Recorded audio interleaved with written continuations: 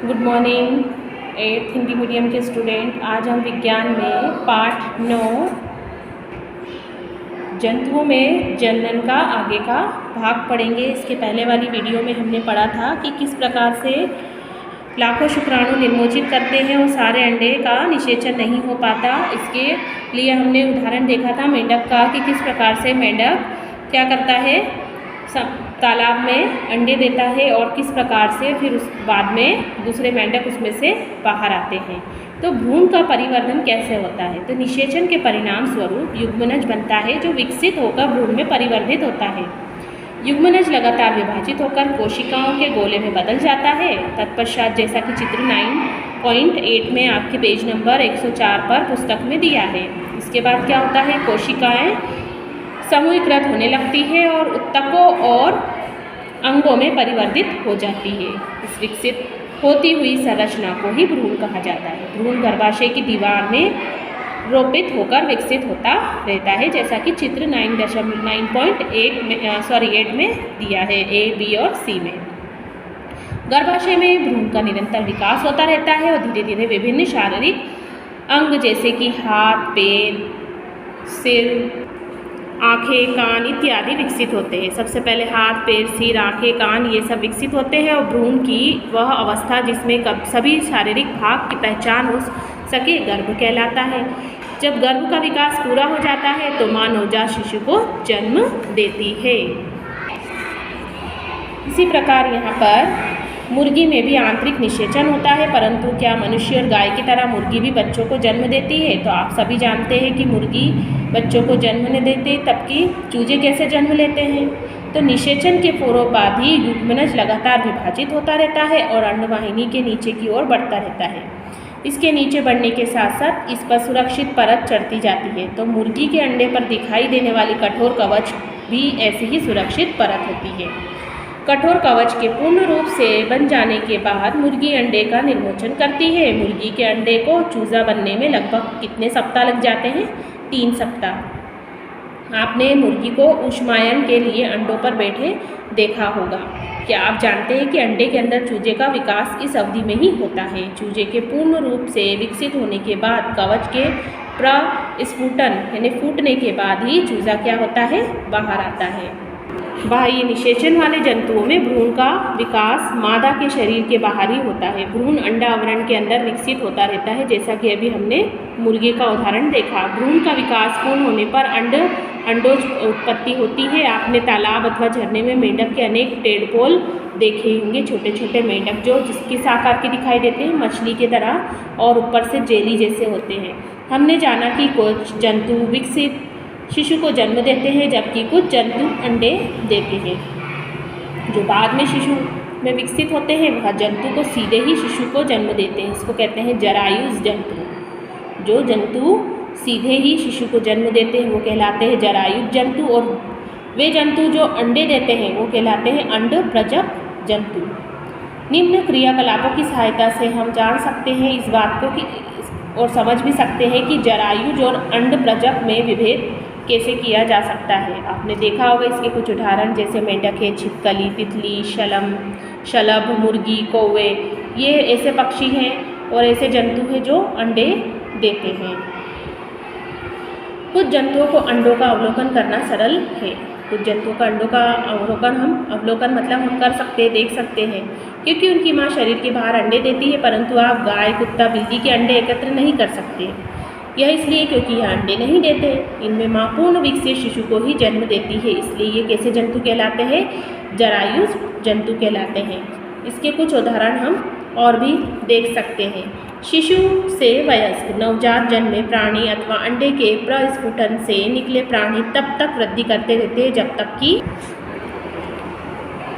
वे वयस्क नहीं हो जाते। कुछ जंतुओं में नवजात जंतु वयस्क से बिल्कुल अलग दिखाई पड़ते हैं। जैसे रेशम के कीट का जीवन चक्र हमने पिछली कक्षा में पढ़ा था कि किस प्रकार से रेशम के कीट का जीवन चक्र चलता है। अंडा, लार्वा, इल्ली, प्यूपा, वयस्क। और मेंढक इस प्रकार के जंतुओं का एक उदाहरण है। मेंढक के अंडे से प्रारंभ करके वयस्क बनने की विभिन्न अवस्थाओं चरणों का प्रेक्षण हम करते हैं तो देखते हैं कि अंडा, टेडपोल यानी लार्वा, फिर वयस्क। क्या टेडपोल वयस्क मेंढक से भिन्न दिखाई नहीं देते? दिखाई देते हैं। जब हम देखते हैं तो वो इल्ली के आकार के दिखाई देते हैं। उसी प्रकार रेशम कीट भी इल्ली या प्यूपा वयस्क रेशम कीट से बहुत अलग दिखाई पड़ता है। वयस्क में पाए जाने वाले लक्षण नवजात में नहीं पाए जाते। फिर टेडपोल और इल्ली का बाद में क्या होता है? तो आपने देखा होगा एक सुंदर शलभ को कोकून से बाहर निकलते देखा होगा, शलभ को। तो ये कैसा रहता है? टेडपोल रूपांतरित होकर वयस्क में बदल जाता है, जो छलांग भी लगा सकता है और बाहर आकर वो क्या करता है? कूदने लगता है। कुछ विशेष परिवर्तनों के साथ टेडपोल वयस्क में रूपांतरण कायंतरण कहलाता है। जैसे जैसे हम बड़े होते देखते हैं, हम शरीर में किस प्रकार के परिवर्तन देखते हैं। जब मनुष्य को जब बड़ा होते देखते हैं तो उसके शरीर में भी बहुत सारे परिवर्तन हमें दिखाई देते हैं। हमारा भी कायंतरण क्या होता है? विकसित होता है। मनुष्य में जन्म के समय से ही नवजात शिशु में वयस्क समान शारीरिक अंग मौजूद होते हैं। यहाँ मेंढक के जीवन चक्र के बारे में बताया है कि किस प्रकार से उसका जीवन चक्र शुरू होता है। जैसे ये सबसे पहले ये अंडे, फिर आरंभी टेडपोल इस तरह से बन जाता है, फिर बाद में इस तरह का रूप लेता है टेडपोल, और फिर ये वयस्क में इस तरह से मेंढक पूरा विकसित हो जाता है। अब आता है अलैंगिक जनन। लैंगिक जनन का पढ़ा था, अब अलैंगिक जनन। ये जनन प्रक्रम अध्ययन उन जंतुओं में पड़ा है जिनमें हम परिचित हैं, परंतु अत्यंत छोटे जंतु जैसे हाइड्रा और सूक्ष्मदर्शी जंतु जैसे अमीबा में जनन क्रिया किस प्रकार से होती है और उनमें प्रजनन करने के ढंग के विषय में हम जानना चाहेंगे। तो इसके लिए आइए हम पढ़ते हैं।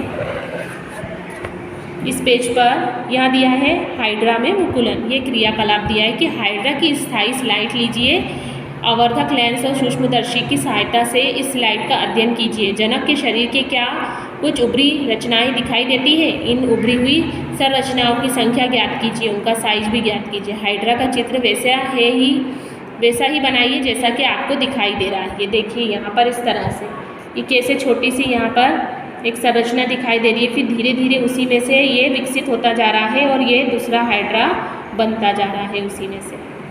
तो प्रत्येक हाइड्रा में एक या अधिक उभार दिखाई दे सकते हैं, एक भी हो सकता है और बहुत सारे भी। यह उभार विकसित होते नए जीव जिन्हें मुकुल कहते हैं। इसको क्या कहते हैं? मुकुल। याद कीजिए कि ईस्ट में मुकुल दिखाई देते हैं। हाइड्रा में भी एक सरल जनक से निकलने वाले ऊर्ध्वर से नए जीव का विकास होता है। इस प्रकार से जनन को, जिसमें केवल एक ही जनक पाए जाते हैं, नए जीव को जन्म देता है, इसको कहते हैं अलैंगिक जनन। हाइड्रा में मुकुल से नया जीव विकसित होता है, इसलिए इस प्रक्रम में जनन को मुकुलन कहते हैं। अब कुछ यहाँ पर अमीबा के द्विखंडन का दिया है। जैसे पहले ये अमीबा है, अमीबा फिर दो इसमें विभाजित केंद्रक दिखा है, इस तरह से ये दो तरह से बट गया, फिर ये अलग अलग हो जाएगा। यहाँ पर अलग होने के बाद ये अपने अलग अलग संतति बन गई, इसमें ये अलग अलग विखंडन हो गया। तो अमीबा की संरचना के विषय में हम पढ़ चुके हैं और स्मरण कीजिए कि अमीबा क्या है। हम इसके पहले वाले भाग में भी हमने पढ़ा था कि अमीबा एक कोशिकीय जीव होता है। इसमें केंद्रक के दो भागों में विभाजन के जनन क्रिया प्रारंभ होती है और इसके बाद कोशिका भी दो भागों में बढ़ जाती है, जैसा कि अभी हमने चित्र में देखा, जिसके प्रत्येक भाग में क्या होता है? केंद्रक। परिणाम स्वरूप एक जनक से दो अमीबा बनते हैं। इस प्रकार से अलैंगिक जनन को, जिसमें जीव विभाजित होकर दो संतति उत्पन्न करता है, उसको कहते हैं द्विखंडन। मुकुलन और द्विखंडन के अतिरिक्त कुछ अन्य विधियां भी हैं जिनके द्वारा हम एकल जीव संतति जीवों के बारे में हम पढ़ सकते हैं। ये जैसा कि यहाँ पर ये अमीबा में द्विखंडन दिया है। तो यहाँ तक इस पाठ को आपको पढ़ना है और इसके प्रश्नोत्तर अपनी फेयर कॉपी में नोट करना है।